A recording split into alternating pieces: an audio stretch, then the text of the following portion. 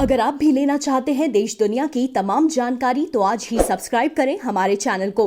साथ ही नीचे दिए बेल आइकन को जरूर दबाएं ताकि हर अपडेट आप तक पहुंच सके। नमस्कार, बाबा साक्षी न्यूज नेटवर्क पर आप सभी का स्वागत है। फिल्म अभिनेत्री कंगना रनौत आज आखिरकार मुंबई पहुंच गई। इससे पहले एयरपोर्ट पर भारी हंगामे से उनका स्वागत हुआ। दरअसल करणी सेना के कार्यकर्ता और आरपीआई आठवले पार्टी के कार्यकर्ता बड़ी संख्या में एयरपोर्ट पर मौजूद थे। कंगना के समर्थन में नारेबाजी कर रहे थे। वहीं शिवसेना के कार्यकर्ता भी एयरपोर्ट पर बड़ी संख्या में मौजूद थे और कंगना के विरोध में नारेबाजी कर रहे थे। कंगना पाकिस्तान जाओ के बैनर और होर्डिंग दिखा रहे थे।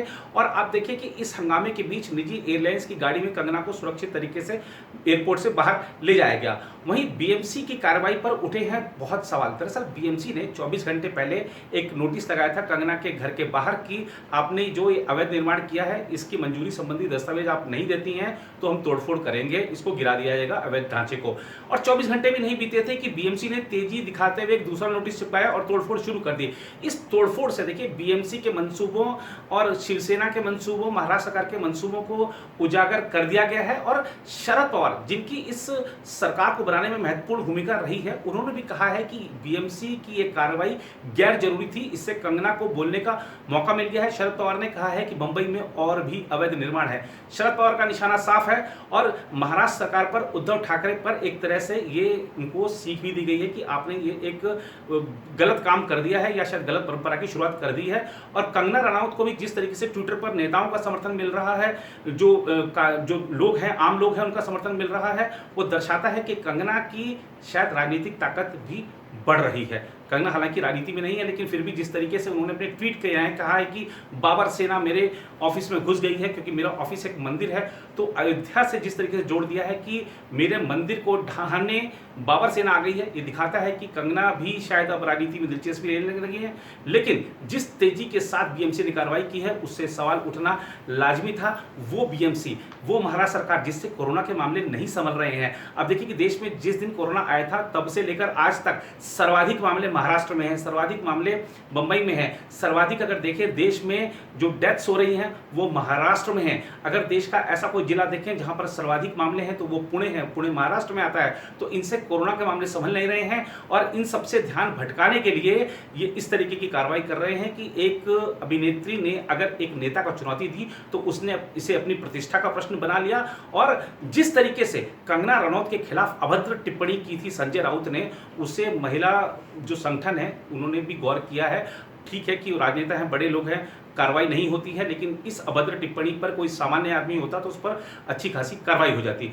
कंगना रनौत ने भी जवाब दिया है। देखिए कंगना की अगर राष्ट्रवादी विचार हैं, कंगना के चाहे अगर किसी एक राजनीतिक पार्टी के विचार उनसे मिलते हैं या कंगना के विचार किसी पार्टी से मिलते हैं तो उसको लेकर आप उनको निशाना नहीं बना सकते। मामला सुशांत सिंह राजपूत का था, लेकिन कंगना और संजय राउत के बीच वाक युद्ध चला और संजय राउत ने जिस तरह से अपनी प्रतिष्ठा का प्रश्न बनाया, शिवसेना ने उसको हवा दी और अब कार्रवाई कर दी। इससे बहुत सारे सवाल उठे हैं और ये दिखाता है कि किस तरीके से महाराष्ट्र की सरकार इस समय चल रही है, महाराष्ट्र की राजनीति किस ओर जा रही है। ये सब चीजें साफ साफ दिख रही हैं और महाराष्ट्र के जो असल मुद्दे हैं वो वहीं के वहीं हैं। उन पर पिछले अगर हम देखें जब से नई सरकार आई है तब से कोई प्रगति नहीं हुई है। फिलहाल आपको दिखाते हैं इस मामले में आज सुबह से अब तक क्या हुआ है।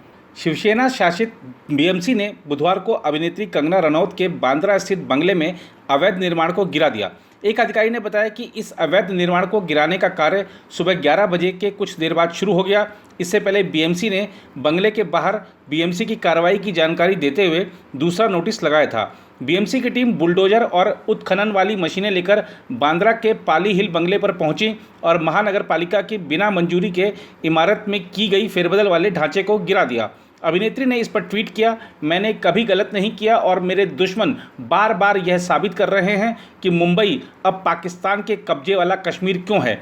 उन्होंने ढांचा गिराने के काम में लगे बीएमसी कर्मचारियों की तस्वीरें भी साझा की।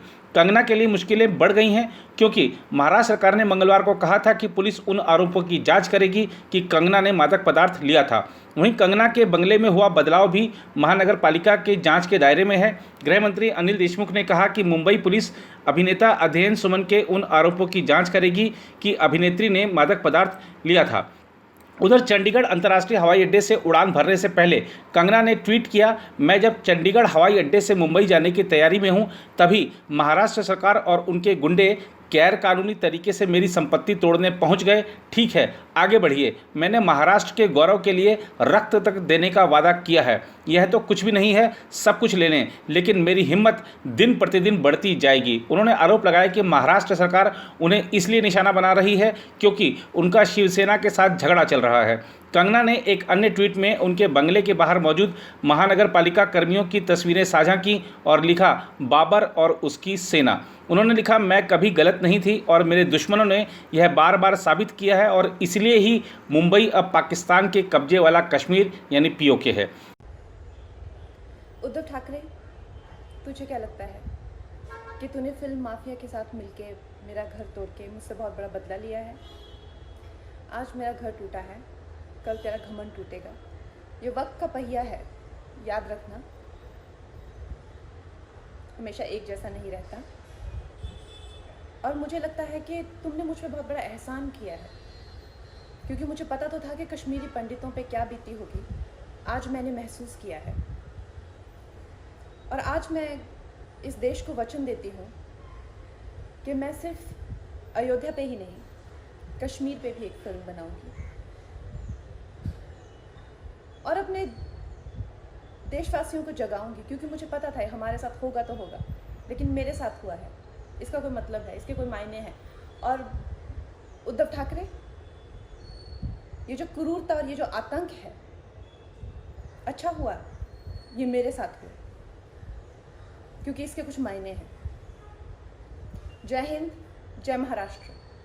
इस बीच मादक पदार्थ नियंत्रण ब्यूरो द्वारा अभिनेत्री रिया चक्रवर्ती को गिरफ्तार करने के एक दिन बाद उन्हें एजेंसी के दक्षिणी मुंबई स्थित कार्यालय से भायखला जेल ले जाया गया। मंगलवार को रिया को उनके live in partner Sushant Singh Rajput की मौत से जुड़े मादक पदार्थ के एक मामले में गिरफ्तार किया गया था और उसके बाद ही उन्हें एक स्थानीय अदालत ने 22 सितंबर तक न्यायिक हिरासत में भेज दिया। बुधवार सुबह 10:15 पर अभिनेत्री को एजेंसी के अधिकारी भायखला जेल ले जाने के लिए रवाना हुए। मंगलवार की रात अभिनेत्री एजेंसी के कार्यालय में ही रही। एनसीबी ने दावा किया कि वह मादक पदार्थ सिंडिकेट की सक्रिय सदस्य थी और उन्होंने राजपूत अपने बॉयफ्रेंड के लिए मादक पदार्थ खरीदे थे। अदालत ने अभिनेत्री की जमानत याचिका खारिज कर दी। हालांकि एनसीबी ने यह भी बताया कि वह अभिनेत्री को अपनी हिरासत में नहीं रखना चाहती है, क्योंकि वह उनसे 3 दिन तक पूछताछ कर चुकी है। गिरफ्तारी के तुरंत बाद उन्हें कोविड-19 की जांच के लिए मध्य मुंबई के बीएमसी संचालित सायन अस्पताल ले जाया गया था। वहां उनकी कोविड-19 जांच रिपोर्ट नेगेटिव आई। इसके बाद उन्हें दक्षिणी मुंबई के एजेंसी के कार्यालय में शाम 7:15 के आसपास ले जाया गया और वीडियो कॉन्फ्रेंस के माध्यम से अदालत के समक्ष पेश किया गया।